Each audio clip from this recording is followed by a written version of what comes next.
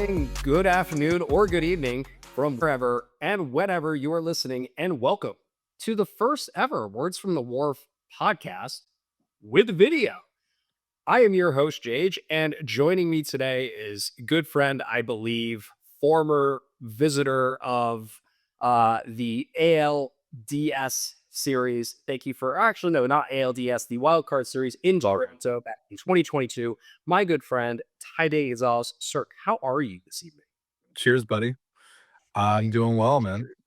Thanks for having me. Honored to be part of the first video edition of Words from the Wharf. Yeah, we're gonna test run this. I don't know how well it's going to work.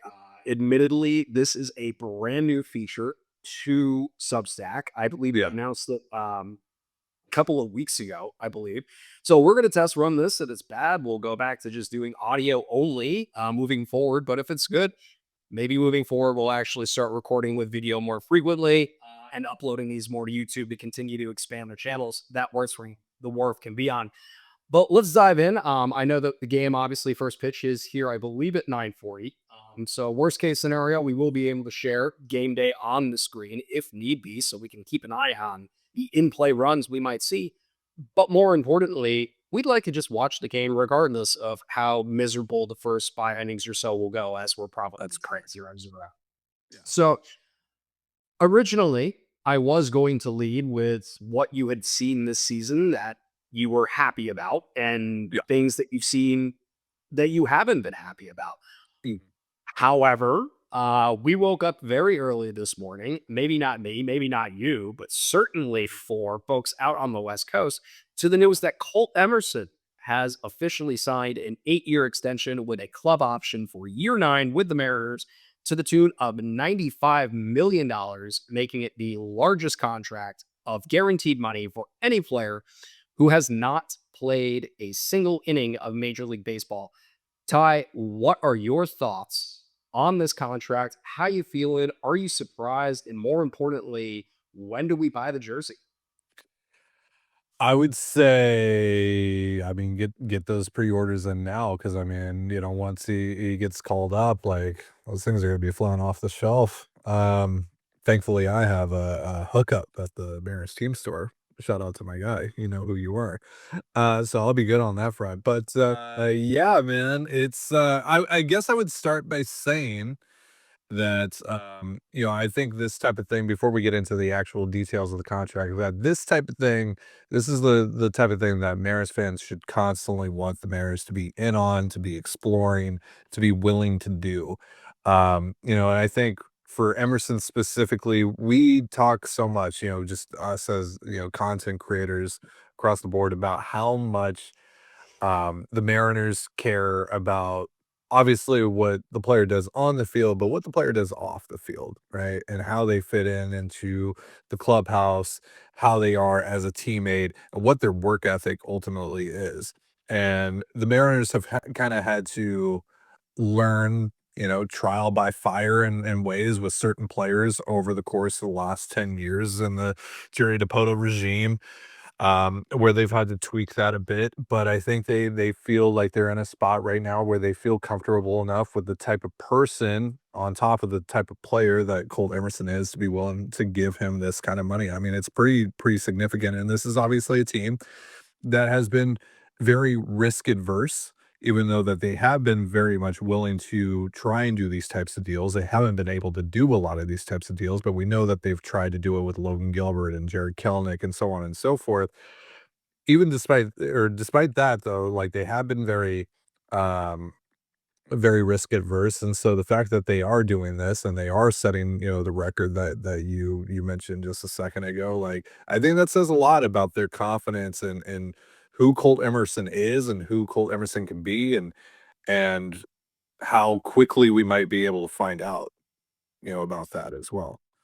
Yeah, and I kind of want to pivot off of something that you said there, especially because we have gotten a little bit more detail as the evening has gone on with Jude and Divish having conversations with Jerry here at the ballpark today. Specifically in regards to apparently Brian Wu and Logan Gilbert particularly. It sounds like, and I don't want to say exact quote, this is very much paraphrasing to what was online earlier tonight, but that Jerry would be very surprised to see an extension with the above mentioned folk before the end of the season. And again, followed that up with not for a lack of wanting or trying. When you hear that, given where Logan Gilbert is with his clock, where Brian Wu is with his clock, I don't know about you. I'm starting to get a little bit of I wouldn't say a grumbly tummy, but I'm starting to feel a little uneasy with Logan because it does start to sound like there's a substantial gap financially in what the Mariners are likely willing to offer and what Logan is willing to take.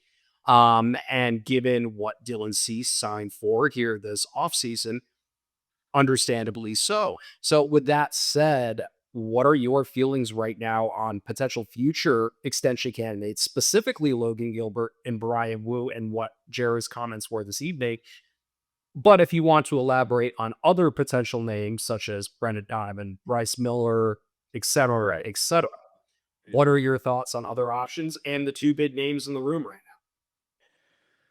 So starting with Gilbert, I've long thought that he was their guy, that, he kind of checks off all the boxes of being a Mariner and who the Mariners want their pitchers specifically to be. And then obviously there's the connection with Cal and all that. And I still feel that way.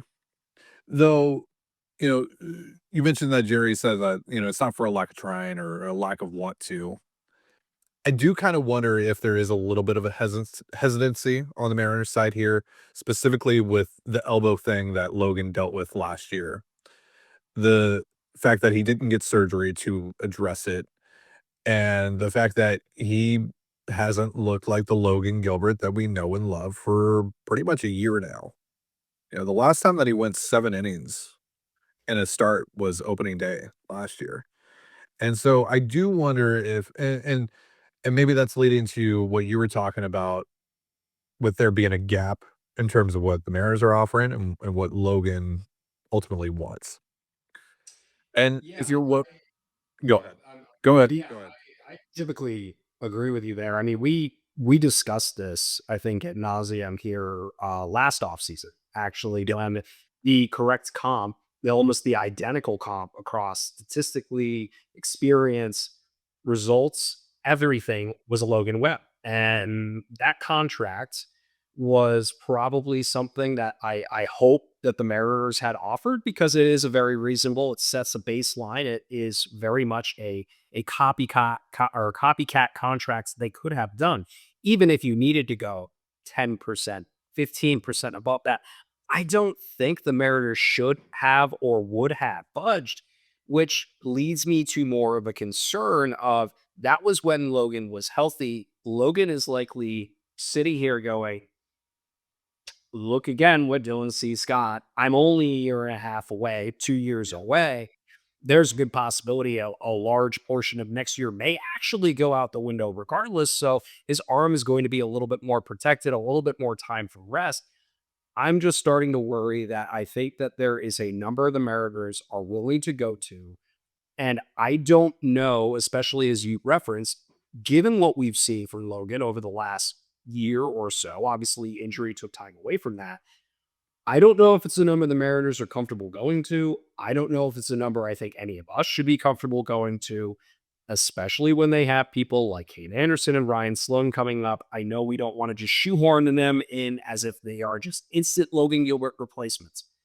However, this team is also a team that has shown the willingness to spend in free agency specifically on pitching as well to backfill rotational needs if need be.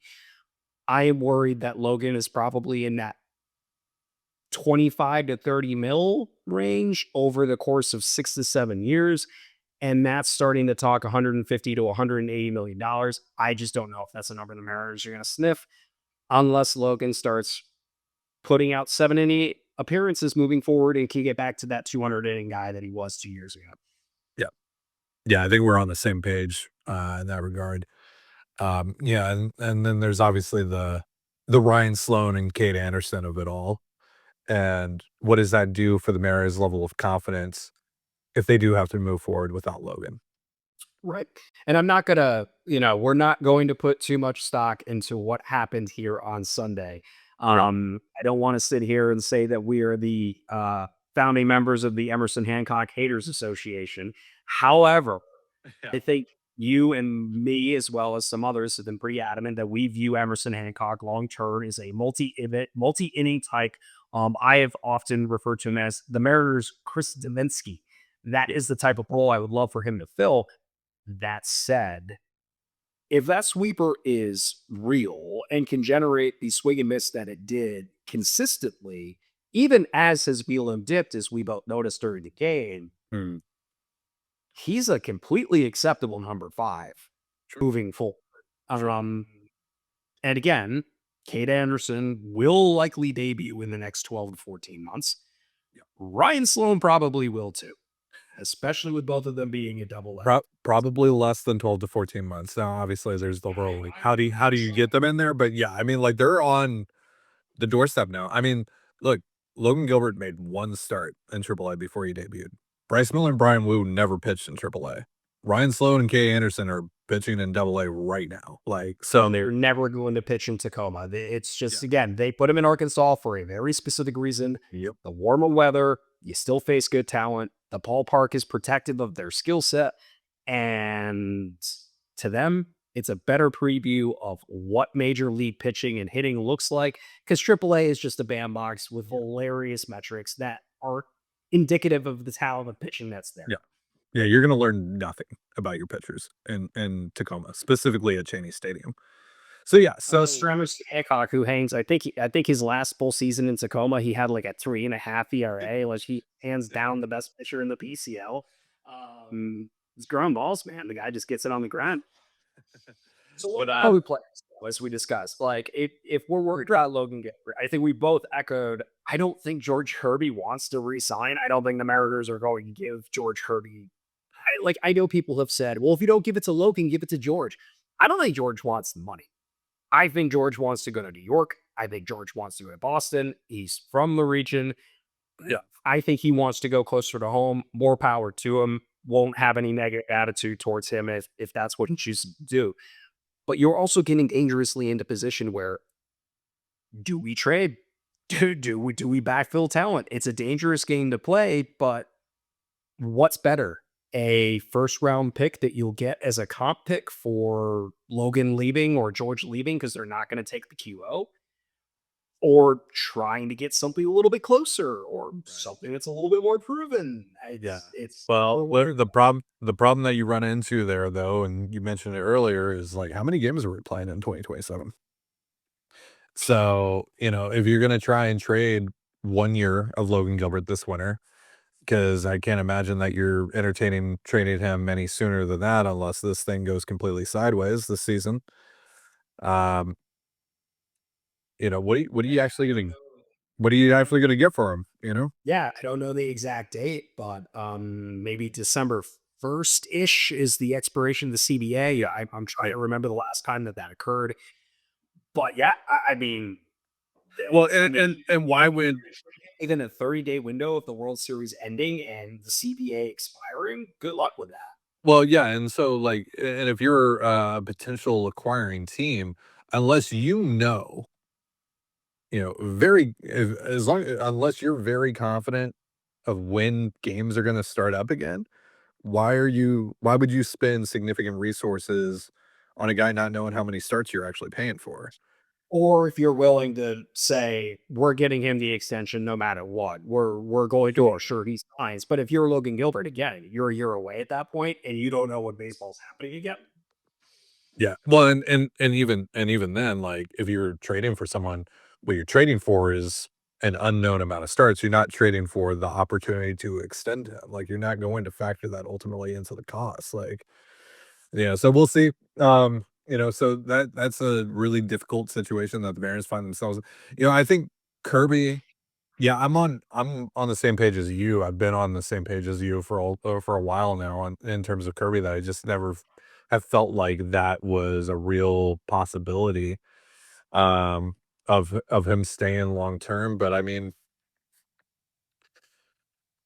he's just he's a mysterious dude, like like he kind of feels like he's just separate from everyone else. But then like this off season, he's going to the Super Bowl with some of the guys, and it feels like he's been more involved than usual. So I don't know, man. I really like that's one where like I feel like I think we know, but I'm not entirely sure if we know. Like, If I see George at Tomorrow World with other members of the pitching staff, then I will be bought into the idea that George is staying, because that means he's got his EDM buddies and we're good. We're good. right. He's Yeah.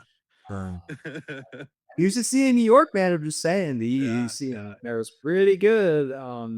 Yeah, it's similar to as you discussed. I think George is just a unique guy. I don't think anyone really knows what George wants. Other than I think there's just an underlying belief that it just feels like George is the kind of guy that would like to go closer to home.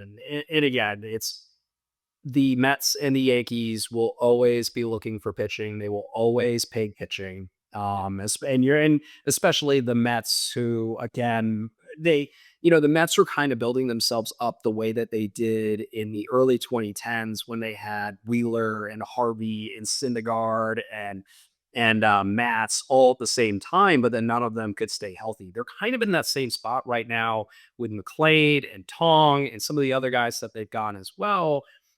What if one of them doesn't pan out? What if two of them don't pan out? It just feels like, to me, I've always kind of had this vibe that George is going to be a Met. Mostly because I don't know if his demeanor, I think is a good term, will necessarily fly in the Bronx. Yeah. Yet I do think it will fly a little bit better in Queens. I don't know what it is, but that difference between the Yankees and the Mets, at least from a media coverage and from that fan base in general, very, very different. I think he fits in well with the Mets.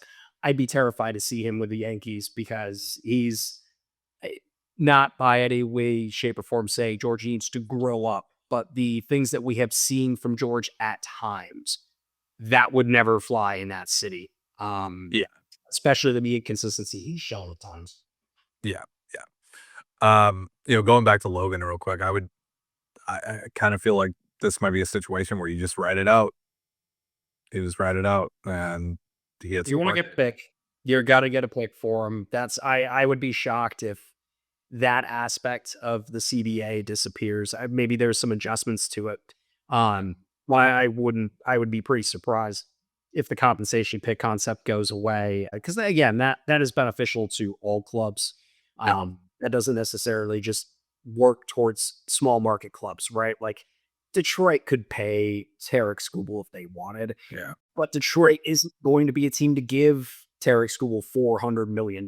Like a team inevitably will, the Dodgers, if they Yeah. physically are allowed to. But again, it's you're right. There is a good possibility you have to ride this one out, because similar to what we've seen in the past, and unfortunately, given the relationship Logan Gilbert has with arguably the face of the franchise and Cal Raleigh, I don't know how much trading Logan Gilbert is going to work for the people in that clubhouse. And I know at the end of the day, it's the front office's decision to make baseball moves. Cal Raleigh is also fully responsible for bullying the front office into Mitch Garber being the backup catcher on the 2026 roster. That's a much smaller move. Yeah. But do you think Cal Raleigh is going to say, sure, trade my best friend? Don't think so. I don't I'd be very surprised about that. So, yeah, there's that aspect of it too that you kind of have to deal with. So, Yeah. um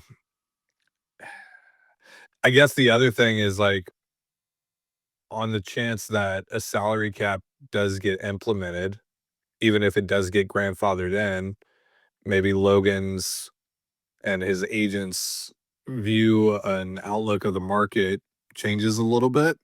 And maybe they go, hey, you know what? This offer from the Mariners that may or may not still be on the table looks pretty good now. That's true. That is true.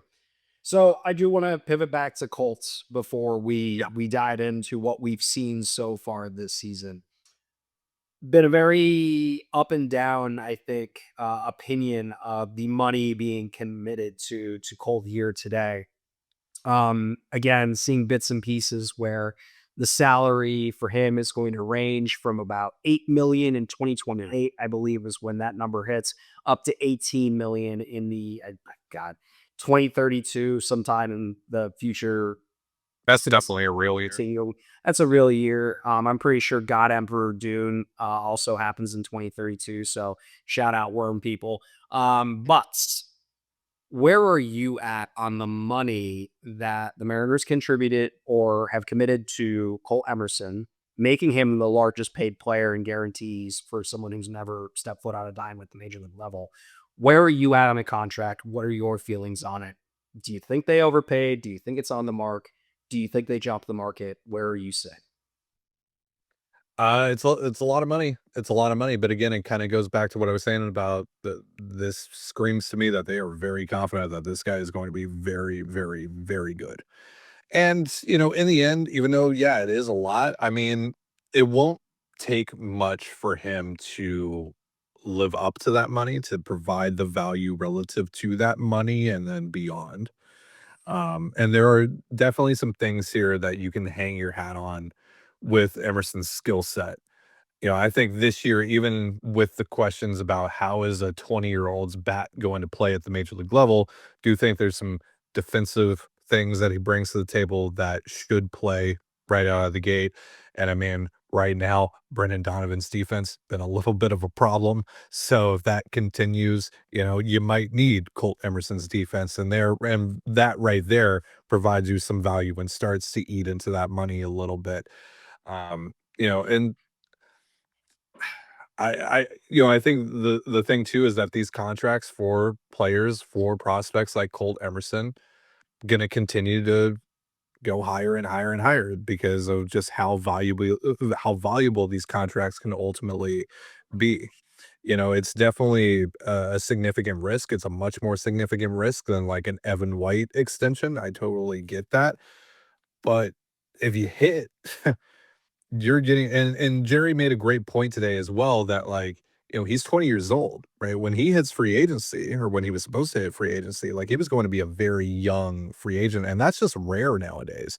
You don't really see guys hitting free agency at 27, 28 years old most of the time nowadays.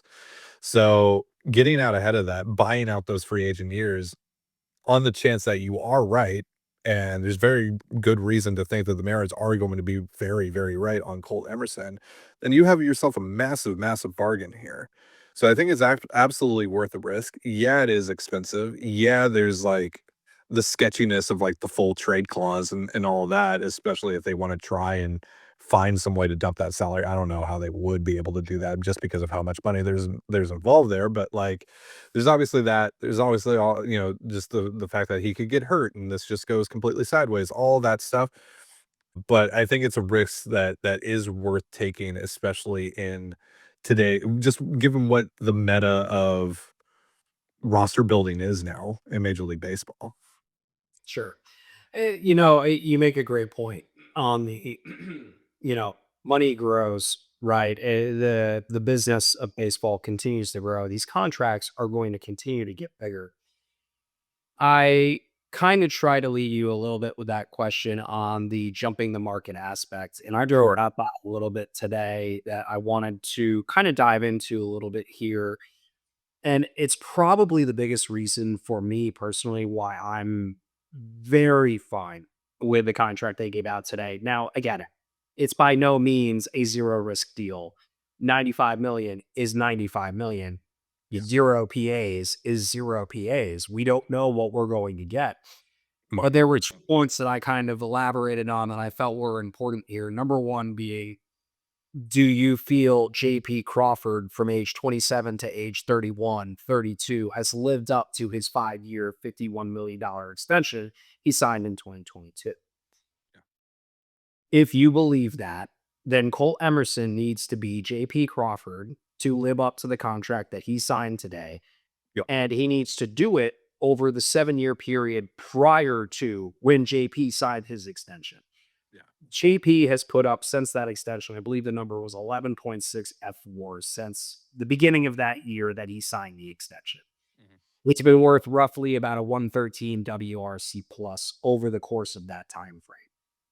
His defense has fallen off a cliff and has been borderline. I mean, if I'm not mistaken, it has been the worst graded shortstop in baseball for the last 2 years, and he has still produced that I type. mean, he was a 3-1 Blair last year.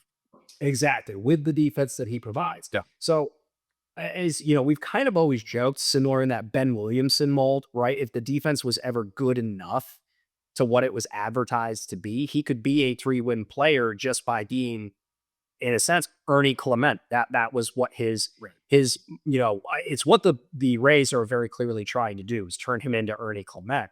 And it's with the Colts, if the defense plays as is expected and he sticks his short as expected, as he's eliminated those questions here over the last 2 seasons, the value in defense alone, he needs to be a league average bat. And he might not be one right away, but the chances of him not being able to live up to league average based on pretty much every scout out there, every analyst out there who looks at Colt and goes, this is a guy you do this for, it just seems very minimal. And then the other piece there as well, and there was a name that I inadvertently omitted earlier today, but the upcoming shortstop class of players that are going to hit or have already hit the major leagues in Connor Griffin, Leo DeVries, JJ Weatherholt, Jesus Maid, Kevin McGonigal. Man, of those 5 on Fangraphs, and if I'm not mistaken, on pretty much the majority of prospect sheets, Colt Emerson is 5th on that list of shortstops that are being graded out in future value. Yeah, getting him to this contract now is almost necessary, because if Colt makes his debut, if Colt performs the way the Mariners believe Colt can perform, what happens if Connor Griffin signs his contract first? What happens if Leo DeVries signs his contract first? That number that you signed him for today very likely might not be there quite literally 2 months from now. So I do believe that this was the right time, the right space for the Mariners to do it. I think financially, again, if you think JP Crawford is value at what he provides, and you believe that Colt Emerson can at minimum be JP Crawford, it's a great deal for both sides. It's the best deal that a player who's never played Major League Baseball has ever received. And it's the best way for the Mariners to affordably, essentially over a 13-year period, are going to pay on average $12 million to their starting shortstop. That's pretty absurd to have a 13-year window where they're going to, on average, pay $12 million. Yeah, and then you mix that in with how that fits in with, like, Julio's timeline and all that, right? And just how little they're paying Julio relative to what his value is and what his value could eventually be as he actually starts to enter his prime years. I mean, like, you are paying well below market value for 2 premium positions. And you expect that, Cole Emerson probably not gonna be an MVP type of candidate like Julio can, but still we're talking about, the potential of a 4-5 win player in Cole Emerson if he, hits his ceiling, right? Like a perennial, Can he be Nico Orner with power? exactly. So, if that's who you're getting here and you're paying him, whatever, at max $18 million a year, and Julio's getting at max whatever 19 million a year or whatever it is right now, like, that's insane value. So, Yeah, the extensions that they have, and that is one thing I do want to point out. Obviously, the Evan White thing did not go great. They are lucky that Jared Kalanick decided, nah, but that's also, you know, but also like that's a very different thing too, right? Like that's a far worse prospect. That's a first base prospect. That there's, you know, Well, and it was what, 30 million? 6 years, 30. so it was 24 million. Yeah, and so but like so there's also that which is like, you know, kind of a negative, I guess. It's not even Colt Keith money. Yeah. But, like, I guess that's, like, if we're comparing it to, like, the Colt Emerson thing, then, like, yeah, obviously, there's a bit more anxiety with giving someone 95 million instead of 24 million, but still, like, the Evan White thing, I've seen that a lot today, you know, people throwing that name around with the takes and all that, but the reactions to the deal. It's just it's such a that was such a different situation, and even the way that those 2 players just comparing the way those 2 players have come up through the organization is just really, really different. I mean, you know, Evan White went straight from Double A to the majors during the COVID season and all that, like, and then obviously injuries just completely derailed that poor guy's career. Whereas, you know, Colt, like, they're slow playing it, and by the way, I think an underrated aspect of this that I actually really like, and I mentioned this on Locked On today, is that, you know, they give him this contract, and then they kept him down in AAA. You know, they're like, "Here, you got your bag, cool, but, like, you know, take it easy down in Tacoma, just continue to work on things, get ready for your major league debut." There's no, like, just throwing him into the fire. Like, we see a lot of times when these contracts are given out, it's like it's always tied to a guarantee of making the major league roster, right? And that's like, all right, day one, you got to live up to this contract, kid. And especially when you got a 20-year-old who you're going to be throwing in, you know, into a lineup at some point on a team that has World Series aspirations, you know, and you're going to be throwing him against, you know, the the Kevin Gossmans of the world and the Nathan Evaldis of the world and the Jacob deGroms of the world. Like, that's a lot of pressure, right? And so alleviating some of that pressure, not alleviating all of it, but alleviating some of that pressure by keeping him down in Tacoma, doing this now rather than doing this before the start of the season.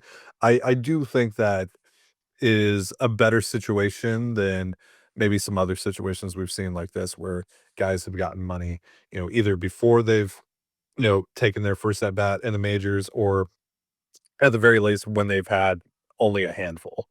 Right.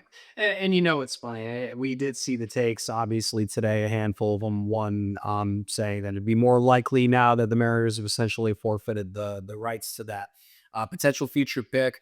Um, Admittedly, I I don't think the Mariners would ever say it. This American League rookie class, whether it's the fact that Murakami is performing significantly better than I think a lot of us expected, Akamoto has looked good, Maganico looks good, and I then just watched Okamoto driving a run. So, and that's three. That's just three dudes. I think there's a very good possibility the Mariners win. Colt is going to have to do something special, yeah. and we're talking Julio level special to be able to win Rookie of the Year, and even then, it might not be enough. I mean, one of the biggest crimes that man but going down of all time is that Bobby Witt and Julio were the same rookie class, and one of them wound up not being able to win Rookie of the Year because Bobby Witt equally was as deserving. But I do think that there is a mix in that. I think the Mariners, again, they would never publicly state that. I think there's a standard of Cedar going, do we think he can win Rookie of the Year? Look at the class settings of the series. It's an uphill battle for anybody, not just Colt, any of those guys to win. It's going to be an absolute dogfight for that. But then we've also seen, it's one point I want to touch on before we kind of pivot off of this and talk about what we've seen from the Mariners so far. The clubhouse dynamic. I know that we've seen some folks that have brought this up saying, some 20-year-old kid made a 95 million. I believe in total, buddy, he's got the fourth most committed money to him out of any player on the roster. From an AAV standpoint, I believe he's somewhere like top 5 or 6. Hell, at shortstops across all of Major League Baseball, I believe he's currently 13th highest paid, which is pretty wild. But Yeah. do you see some level of animosity, jealousy, frustration from the likes of the above mentioned Logan Gilberts, the Brian Blues, the Bryce Millers, Cole Young, who's already up here, slightly performing? Maybe he wants his bag. Right. Do you think there's any level of tension that might show up in the clubhouse, either currently when Colt is not there or potentially when Colt arrives in Seattle for his debut. If those guys that you mentioned were also afforded the same opportunity, then isn't that more so on them if they said no? It's kind of where I was at with it as well. Is we know Logan, Gilbert, and Brian who have been discussed. Yeah. We aren't aware, but it does not mean that we don't believe that those same conversations have happened with George Kirby. They have probably happened at times with Bryce Miller.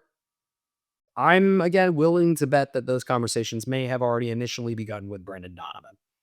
If any of those guys had not taken the money, whose fault is that? Colt Emerson took a bag, presented to him on a table. Will you not do the same? Yeah. And it's not like, you know, Cole Emerson got like $400 million either. Right, right. And again, I do think if you look at it from the standpoint of, do you think the Brewers hated Jackson Chourio, especially given the Brewers, who are a notoriously frugal franchise when it comes to trading? I mean, a team that is trying to compete right now and traded Freddie Peralta like it was nothing. So again, I it's kind of like we discussed, not together on a podcast, but I think we both kind of alluded to it when the whole handshake gate with Randy and Cal happened. Yeah. If the organization, if that clubhouse is fragile enough that they're going to fall apart or be upset or frustrated or express displeasure in any way, shape, or form because a 20-year-old got paid a contract that he got offered, Yeah.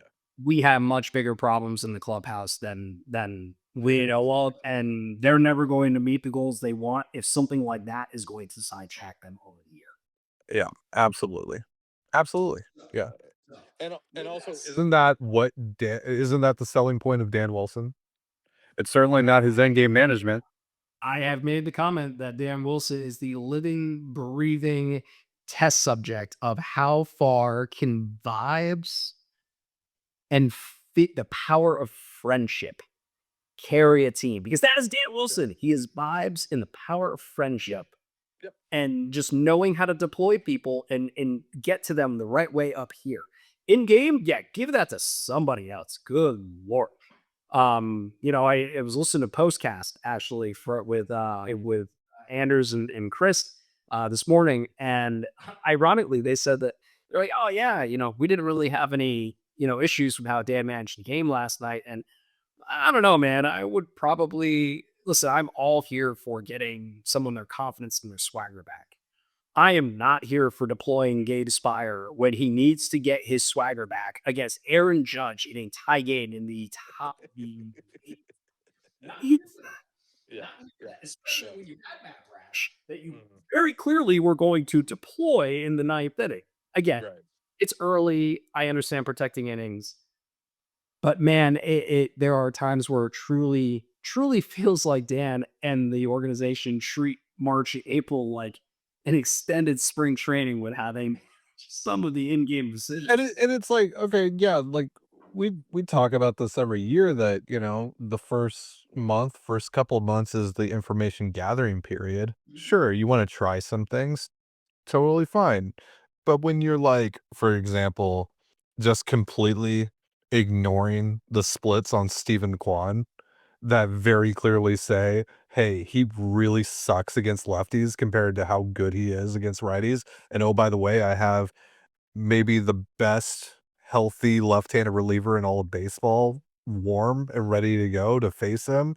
And no, I'm gonna stay with the guy that just walked Brian Rocchio on 4 pitches. Just lost him.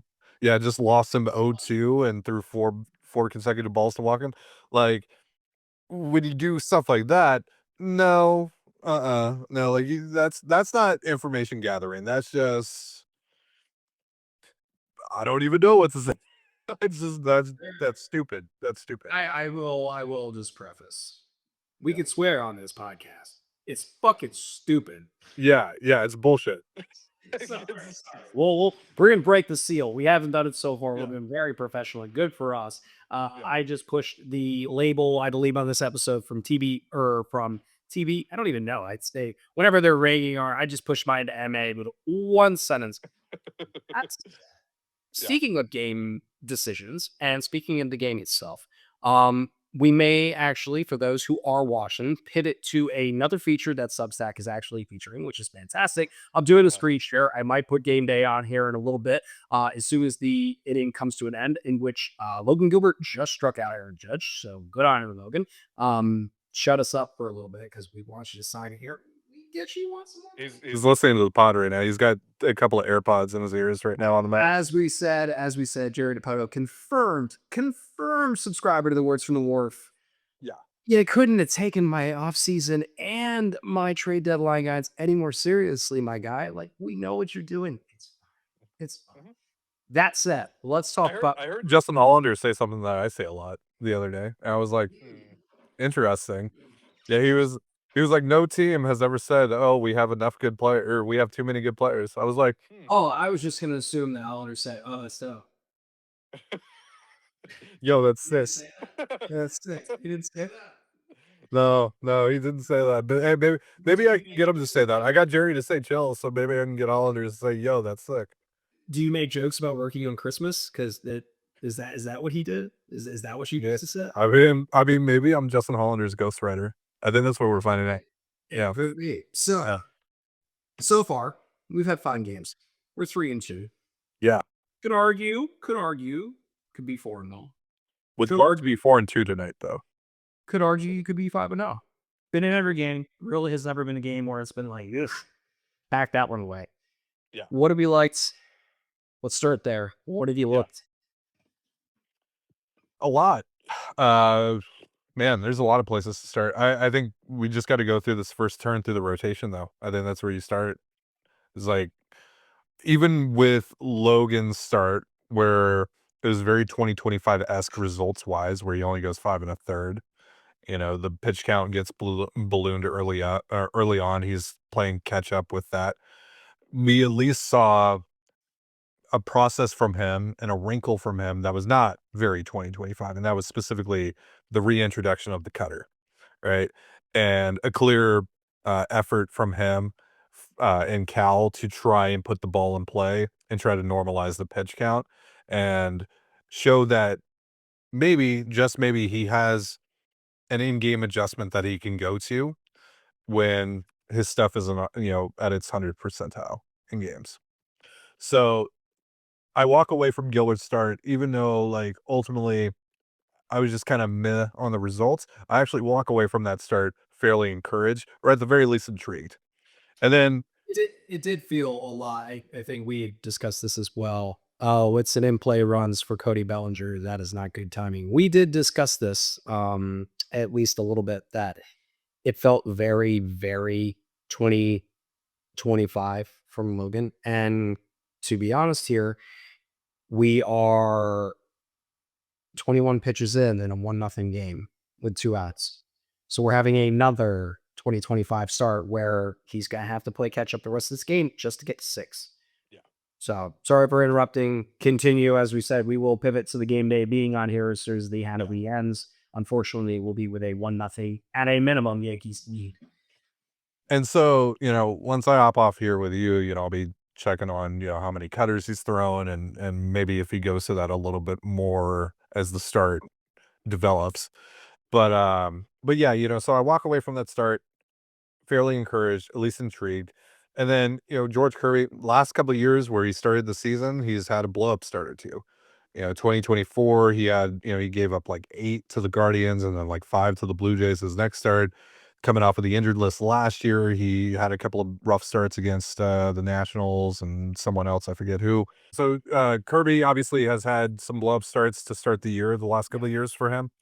But this year, opens up with a really, really nice start. Brian Wu looking like the Brian Wu that we saw last year for the most part. And then obviously what Hancock did was insane. None of the balls that were put in play against him left the infield. Like, that was nuts. And obviously, the sweeper, the 7 strikeouts on the fastball, all that. And then Luis Castillo last night. I mean, The best this stuff has looked in that, three. I mean, that was one of the most. That was one of the most impressive starts we've seen from it. Again, this is a very good Yankees lineup. and he was not, and he didn't back down from them, right? He went right after them with the fastball, constantly just pounded the strike zone with the fastball, dared them to hit it, and really they didn't, right? They couldn't. And so, yeah, the first turn through the rotation, obviously, we'll wait to see what, like, the first turn through the rotation on the road looks like. That's gonna be the big question here, given how much this rotation has struggled on the road the last couple of years. But, I mean, after the way that last year went with this rotation, I think it's fair to say that it was disappointing from those guys, and obviously injuries were a big part of the story, but I think you have to be thrilled with what we saw, even with some of the, nitpicks that I have with, like, Logan at the start of it all. Um, so that right there, and then obviously, like, this lineup, we can hyper focus on Cal and Julio and Josh Naylor's struggles, sure. However, I kinda look at it from the perspective of, look, those guys were more or less non-factors for most of that Guardians series, and really for just most of the first 5 games. I mean, obviously, Cal had the walk-off last night, but still. Despite that, you scored 22 runs against a pretty good Guardians pitching staff. Yeah, It's not bad. I kind of alluded to that a little bit as well in my article on Monday of if you want a silver lining this, right, is I don't think you're going to have a worse series from Julio, Josh Naylor, and Cal Raleigh combined all year. Mostly because you physically almost can't do worse. I mean, they had what, a collective 3 hits, 1 extra base hit, and that 1 extra base hit was a ground rule double that went less than 250 feet on a ball that CJ Kafis very clearly gave up on because he thought it was going to go foul. Speaking of CJ Kafis, good Lord, do not ever put him in left field ever again. Or right field. Did you see that route that he took on that rolless ball? Like, yeah. Yeah. Rough. So they are 3-2, despite the fact that the most important pieces of this team offensively have produced nothing. Now you can say I got Julio tied a game that unfortunately they blew. Yeah. Cal did win the game, but the Mariners wouldn't have had to have done that if Cal had got a hit earlier or any other player that left runners in scoring position. Yeah. But you are 3-2, despite the fact that you could not have worse results from Josh Naylor, Cal Raleigh, and Julio Rodriguez, the 3 players you are expecting to lead you most likely in all 3 offensive categories that matter. Yeah. So I think, the fact that you were able to pick up, the slack in some other areas. I mean, it's kind of like how last year went, right? Where, at times Leo Rivas helped you quite a bit. Rowdy Tellez helped you at times win some games, which is crazy to say in hindsight, but, like, that was the case. Leody Taveras chipped in on a couple of wins for you. Like, you did get contributions from some unlikely sources and from specifically the bottom of the lineup. And obviously, this lineup is at a much better spot than it was at the start of last year, but we've had questions about certain aspects of this lineup and certain aspects of this roster, specifically, the right field DH duo platoons. And 3 of those 4 guys have been really good to start the year. Canzone has the 2 homers to start the year. Luke Raley's been awesome so far. Victor Robles has helped quite a bit. I mean, even Ruff Snyder, I said 3 of the 4, but I mean, Ruff Snyder, like, he doesn't have a hit yet, but, like, all of his plate appearances have been fine so far. I think they've all been 3 ball counts.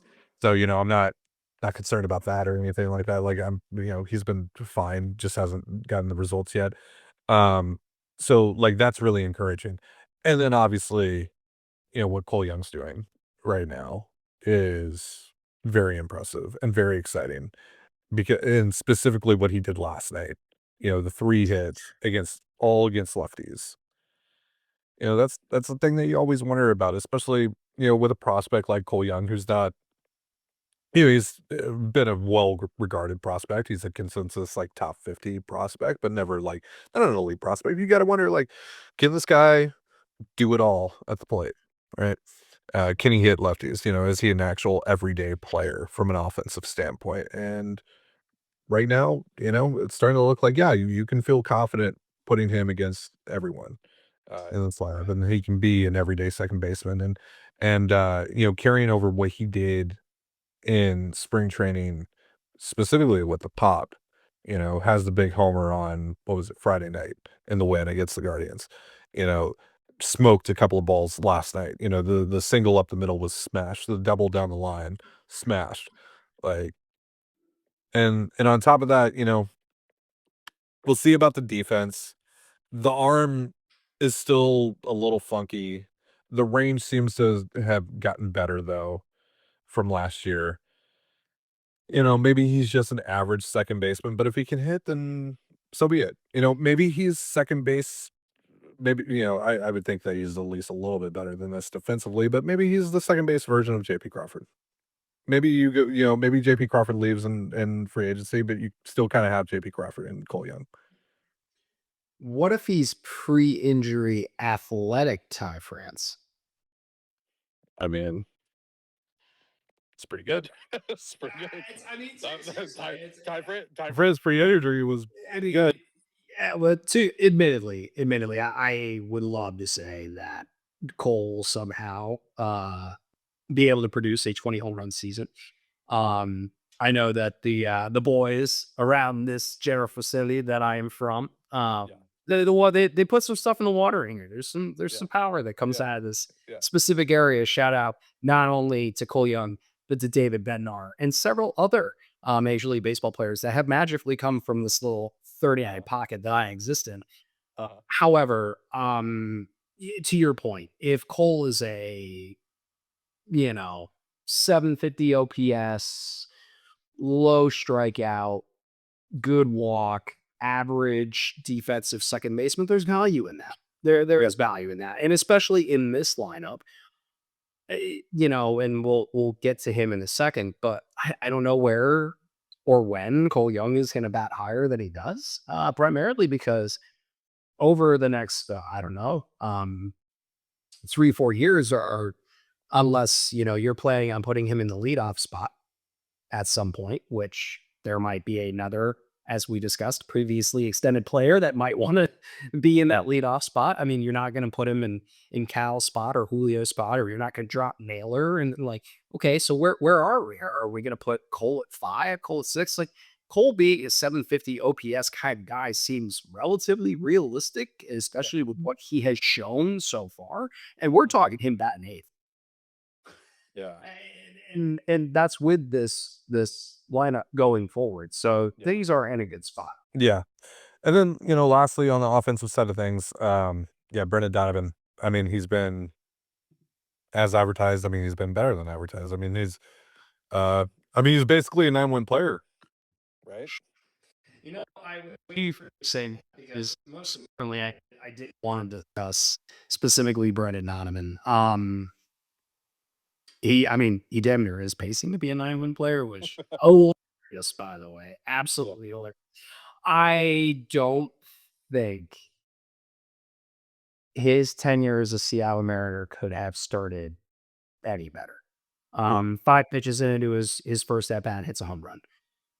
It's a 3-run home run that really breaks the game open on the first ever Sunday Night Baseball game on Peacock, which I know a lot of people were frustrated, yourself included, because Canada, for some reason, does not recognize the they do not. It's just like tell me where it is, man. That said, the Peacock broadcast was fantastic. I am sorry you did not get to see it. The quality of camera was great. The broadcast was great. Having the multi-teamed aspect of having Ryder Olin Smith and I forgot the gentleman that was calling from Cleveland. With I always forget his last name, but with the former White Sox and I just about AC Benetti. Yeah, awesome dynamic. It was a phenomenal broadcast, ripped you into the wall. But back to Brandon Donovan. That guy has with the exception of we'll call it a wardrobe malfunction based on what we've seen him wearing here lately. Uh, Yeah, you said like his Mariners tenure couldn't have gotten off to a better start. I was like, eh. could it have? Could it have? It might have. It might have. I mean, and it does definitely seem like he is again aware now of his surroundings and Yeah, he's got a brand new 33 bandana that he's rocking now. playing a 3 bandana again. This is not a show about politics. We're not going to dive into that, but very, very funny. I'm just saying it's interesting. It's interesting that the bandana changed. The bandana changed almost immediately. But from a results-based business, because that's what we analyze is the results. Yeah. The results. Yes. Home run on pitch 5. Dude currently is rocking a I mean, where are we at? Where he's got an OPS 13 or 1390. He's got What if he do it his first at bat tonight? Do you know? he has not hit. So he did not bat lead off today, as we kind of discussed. I think that the reason he was batting lead off yesterday was because Cal Raleigh was sitting and they wanted Ref Snyder at 2. Cal is playing today, batting second. Ref Snyder is leading off. Donovan is batting 6th. I think that is going to be probably pretty consistent, though if Ref Snyder goes another game against the lefty where he goes an 0 for 2, 0 for 3, I wouldn't be surprised to see them ride the hot hand. I'm still kind of against it just because I guess there's such a large data set that says this guy should not be leading off for you against left-handed hitting. Yeah. That said, I think Chris and Anders brought up a great point earlier today or earlier last night is if it is a pitcher that is a left-hander that struggles with command, I think Brandon Donovan absolutely deserves to bat lead off because he has some of the best play appearances we see from anyone around the team. But if you get a guy that pounds the zone a lot today with Max Breed, Yeah. it does make more sense for it to be a little bit lower because it is going to be very difficult to work your walks unless your name is Julio Rodriguez and you work a 4-pitch walk in your first at bat, which sure, okay.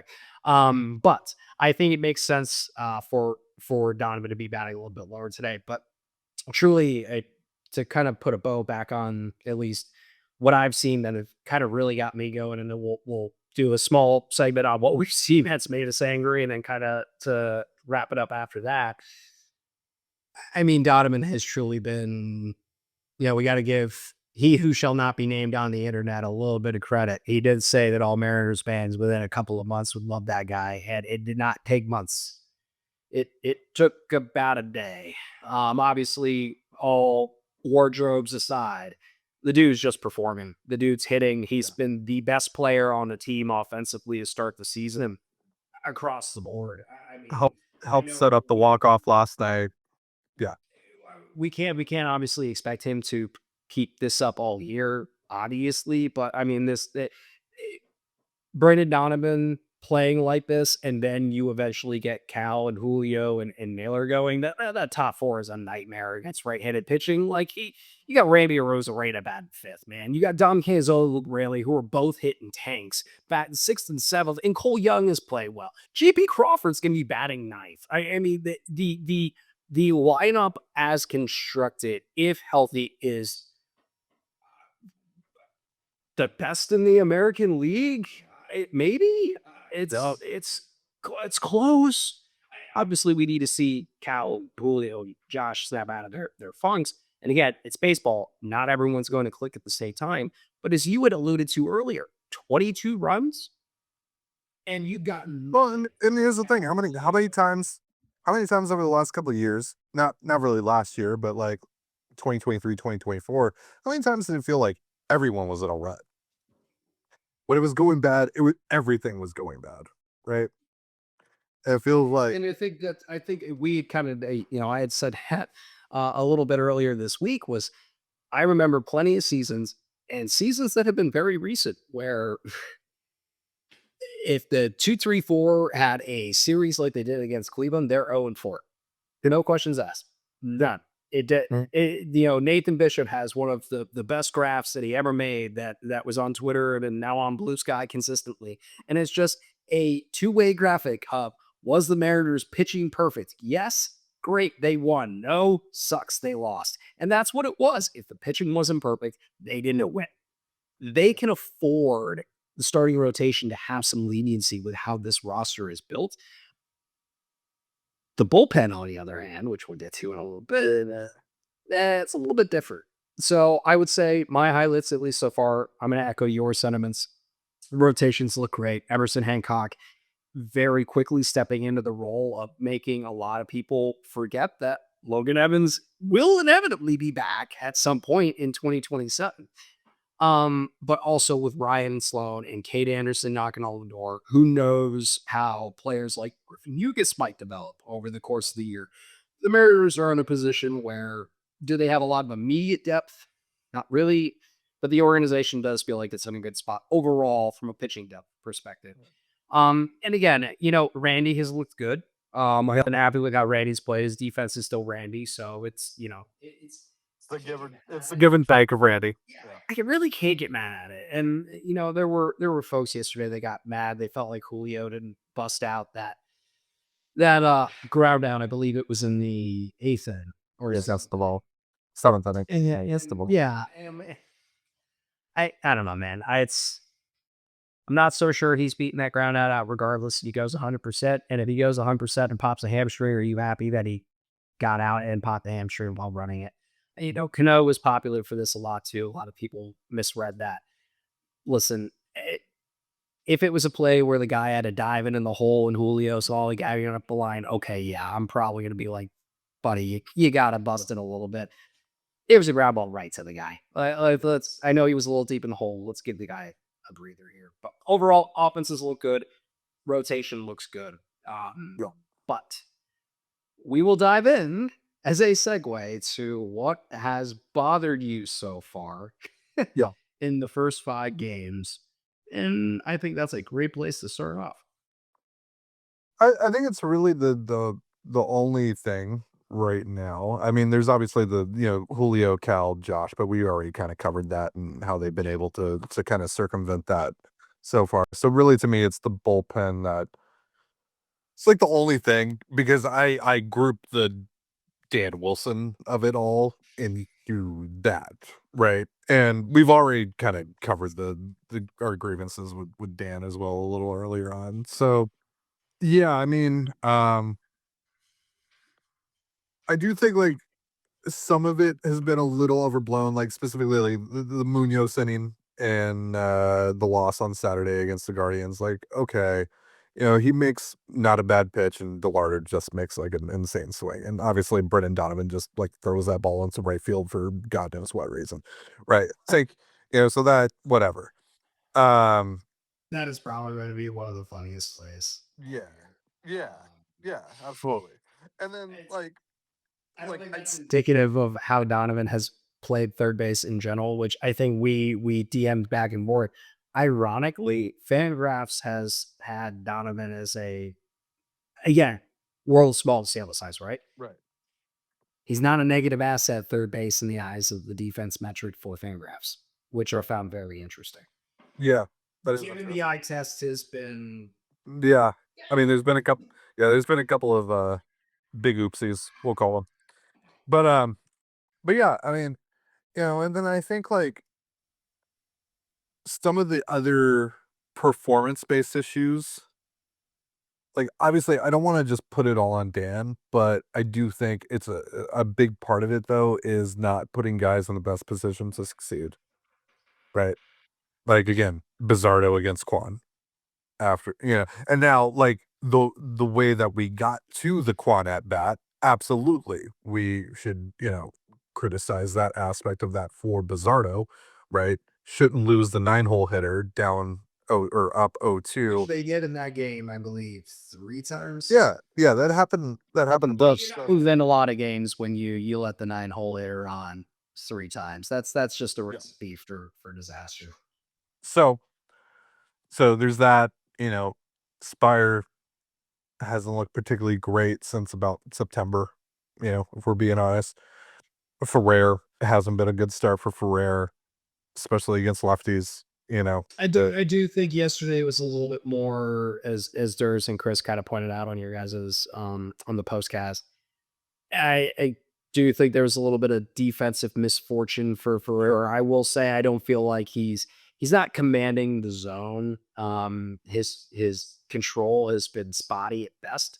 But he's getting the ground balls. They're just finding holes. But again, as we kind of discussed, like that was always the weird fit with Ferrer, right? Is It's a misalignment with what the state of your team or what your roster the is. ground ball merchant for arguably you can make a legitimate argument that it is the worst infield defense in baseball when healthy. When you have Brendan Donovan, who will need reps to learn the position, has looked shaky. You have J.P. Crawford, who was graded out as the worst shortstop in baseball over the last 2 years. You have Cole Young, who we would say is average at best, even though the ground ball he got from Ferrer, should that have been a double play? We don't know. Kind of felt like it was a little bit of a slow transition. And then you have Josh Naylor, who Josh is great at picking. He still doesn't grade out well. So the infield defense is not great. And going and getting a ground ball merchant seems counterintuitive to that. Well, I mean, it goes to like the whole conversation. There's a way bigger conversation that we could have here that we don't have time for, but like them like hyper focusing on ground ball pitches in particular, like sinkers and splitters and so on and so forth. Like, yeah, it just doesn't there's a disconnect here between what you want your pitchers to be and what the identity of your defense ultimately is. But I believe the article I wrote not too long ago is "Hope is not a strategy," and a lot of how they're acquiring pitchers and developing them feels like they are doing so on the hope that the infield defense will hold itself up well enough if you're aligning them well, and that's all fine and dandy, with the exception of the fact that there have been instances where we watched Leo Rivas, which Leo has also been a little shaky at shortstop as well. yeah. But even then, you're seeing some of the balls. I believe it was either the first or second game of the year that there was a ball very specifically that Leo got to. And I sat there and went, if JP Crawford is playing shortstop, that scores a run. It didn't score a run because Leo got there. But again, we're kind of sitting there going like, we're seeing it now where they're going to have to continue to adjust to position their players and pitch to that result. Then I think it paints them into a corner a little bit. And to your point, it's going to cost them. The two things that everybody felt the same way coming in was pitching and defense would peak, which is wild considering the Mariners have been for as long as we've watched them. Pitching and defense were likely going to be the reasons the team falls apart if it were to happen. So far, our concerns have been a little validated, at least on the bullpen side of things and defense. Starters look good, but to your point, again, incredibly small sample size for a lot of these guys. There's no one right now that's really screaming, I'm a dog, that I want them to just give the ball to when I need an out. Yeah. Outside my man Cole Wilcox. Outside of him? Chorus. Oh yeah. Well, I mean, shoot. I think if they got a lead tonight, maybe they should throw Cole Wilcox out there to face Judge. Well, that's 2-0 after 2. We have no hits. It might be a game where we're seeing Cole Wilcox, regardless of if we have. There we go. But with that, That's the important thing, right? Is that we see Cole Wilcox in this game. Now that we win, we see Cole Wilcox. Yes, exactly. Just search how you can find Wilcox.com and you will find me. Canada will help you find Wilcox at some point. On that note, Ty, I want to thank you for joining. This was a lot of fun. Appreciate it, buddy. We could not have timed it better to be able to have you on. And honestly, getting the first initial recording of a podcast for Words from the Wharf, absolutely fantastic timing. I wish Mariners would just extend everybody every time that I have a podcast. That'd be great. We'd be out of people to extend by the end of the season, but hey, at least it'd be news to talk about. But again, thank you for joining, Ty. Let the people know, if they don't, which they should, where can they find you? Yeah, I host this little podcast called Locked On Mariners. You should check it out. It's on YouTube. It's on all your preferred podcast platforms for free. And you can check it out Monday through Friday. It's great. So you say that's for free 99, Tech? It is for free 99. Now there is, an ability for you to join the Everydayer Club, as they call it, to get ad-free versions of those episodes. But just come on over, test drive the show, see if you like it. Preach it to me. Where else can they find it? Not just only in Locked On. Where else can they find Dane Gonzalez? I'm also, we my co-host Colby and I, we got a Patreon. It's called Control the Zone. You can listen to us over there. We not only talk about the Mariners, we also talk about the Seahawks. We talk a lot about food as well. For some reason, that's been a new thing lately. Lot of food takes. Can't say that I agree with most of them, but that's been happening lately. Yeah, I'm on Twitter at Dane Gonzalez. I'm on Blue Sky at TDG. I'm on Instagram if you're into that sort of thing. Locked On Mariners is on Instagram and TikTok. We're everywhere. We're worldwide, baby. That's fantastic. Well, again, I appreciate you joining, Ty. As always, it's a pleasure. And with that, to you listeners, thank you for listening to the Words from the Wharf podcast. As always, you can find me on Substack at wordsfromthewharf.com or on Twitter at the JH page or on Blue Sky at the JH page at wordsfromthewharf.com. Until we meet again, this is the JH wishing you fair winds and following the seas. And as always, go Labs.